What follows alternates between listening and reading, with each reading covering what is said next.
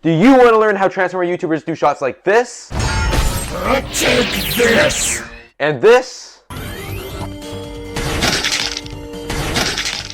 Well, today's video, I'm going to teach you how to do shots like that using a stop motion stand and Sticky Tac. Let's get right into it. I'm like a fat ballerina!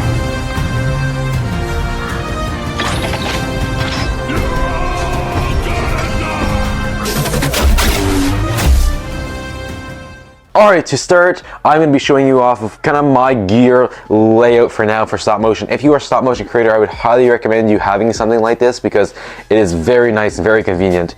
This could be on a little shelf, depending on how much you have, or you can have a table like this devoted to it. So basically, here we have all of these Transformers are all for sale. I'll just put that there for now for some reason.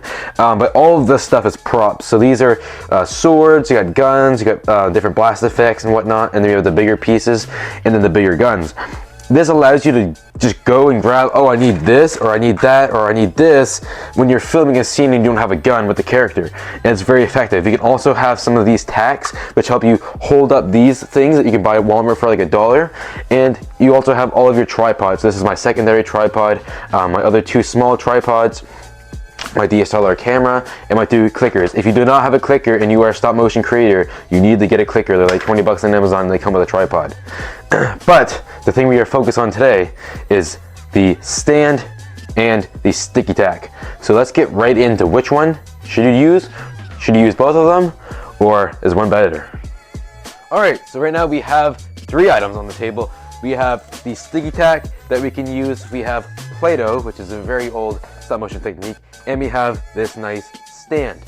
So we're going to go over all 3 different things and how they are useful and why you would use each one to get nice shots when you're doing stop motion. So without further ado, let's go. So the first one we're going to talk about is Play-Doh. This is a very old use of stop motion. It's not commonly used anymore. This stuff is kind of dry. Basically, the thing that you do with Play-Doh is you would kind of just stick it here, put your figure on, and if it was sticky enough, it would kind of hold it. Now, it would depend on what figure, like this Bumblebee here, it can hold because it's very light. But if you're using like a bigger, like a Voyager or a Leader character, it would not hold the same as it does for this Bumblebee. As you can see here, he is able to just stand up by himself and without having to balance on his own. And that's exactly what the Sticky Tac is for, but it's just better. They just do a better job at it than the Play-Doh. But if you are very struggling for money and you can't get Sticky Tac, which is very cheap as well, you can get this Play-Doh. This is a very like cheap option, obviously, and you can get this at the Dollarama for like 75 cents in Canada, probably even cheaper in the States. And you could probably even find this around the house from when you were a little kid. So it's very nice. Now, Play-Doh, there's not a lot to it.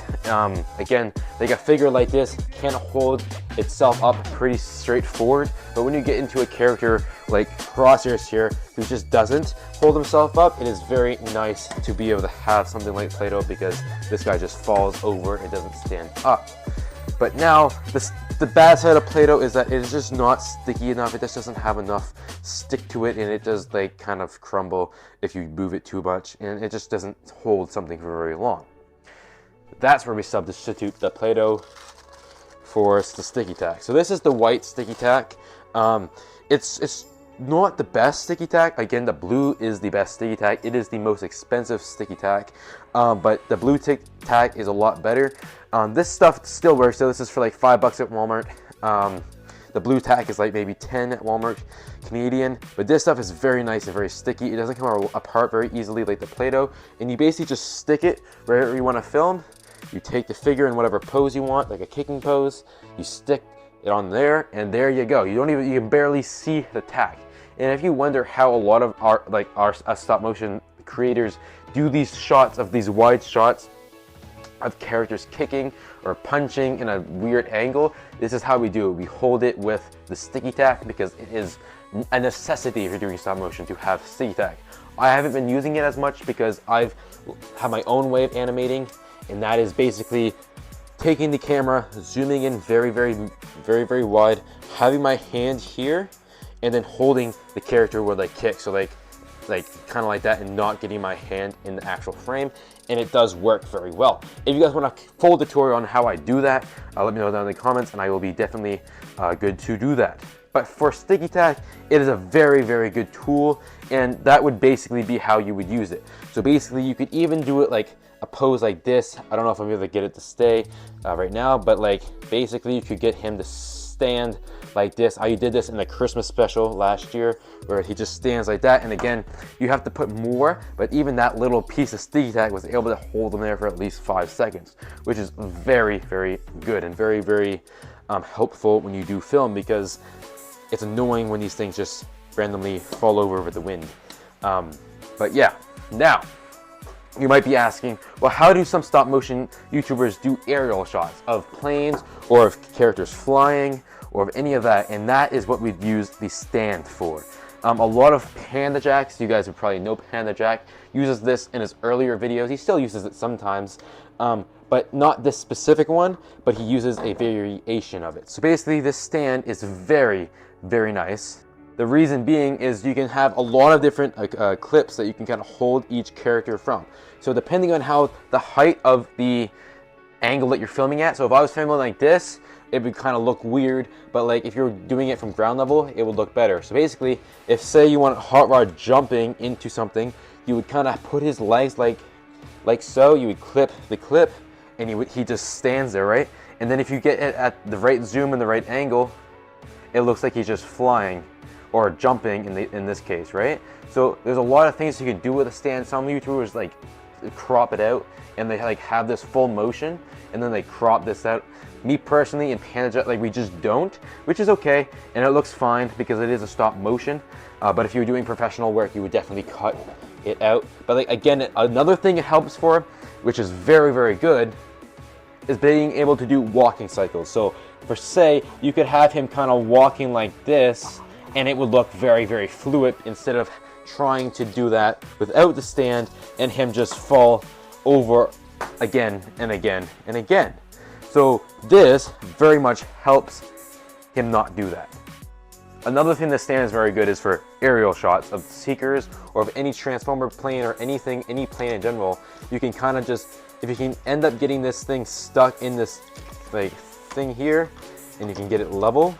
I could not get Starscream to work, so yeah. And it's like shots like this. Like you could use a plane for this, but I'm just using Sideswipe here.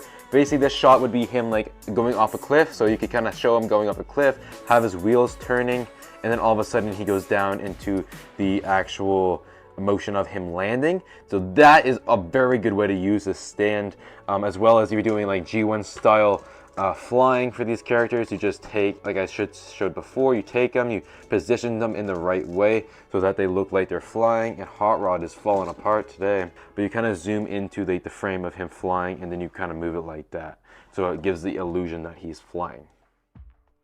But in the end, having all of this stuff is like a choice, and it is not a necessity. I say it is, but you can get around doing stop motion without these things. I mean, you just have to be very, very, like, you have to have a lot of patience for figures that just don't want to stand, and you have to have a lot of like grit and not be able to do the shots that you might want to do. But if I had to choose a clear favorite, obviously Play-Doh is out of the list, and it's between these two. And especially in the last 2 episodes of The Lost Autobots, I found myself using this a lot more than using this. Like for the Dirge scene of him flying in, I used this. For a couple other shots, I used this, and I've been using this a lot more lately than this. So I'm gonna give it to the stand in the clear winner, but this is still, like I just got this a couple months ago. This is their starting out point if you don't have a lot of money, like $20, $30 to get one of these. This is a very, very good start. Sticky Tac helps your animation and it puts it up to the next level every single time you use it. So make sure to go use Sticky Tac. Well, thank you all so much for watching this video. I hope you enjoyed it, and I hope you got something from it. Let me know if you want some more stop motion tutorials. And I just made a post, so if you want to go check that post out and tell me what you want to know about stop motion, and I will answer it if I can in the next video. So thank you guys so much for watching, and stay tuned. Peace. Better than you, they wanna follow, but they want the bottle, that's just the truth. Now you start a rain, hold up, didn't mean to scare you. Hey, devil on my neck, what? But God's got my soul, and he ain't gon' let go. Tell the devil if you watch me. smoke, we don't smoke them like he dope. See, I used to have a rope, and it was pretty dope. That's where I hung my hoe to cold. All this pain, man, the pressure had me going insane. And then I cut it off and called Jesus' name, and he came. I still struggle with my faith, but I pray to God and ask for some more grace. Hey, I wear the two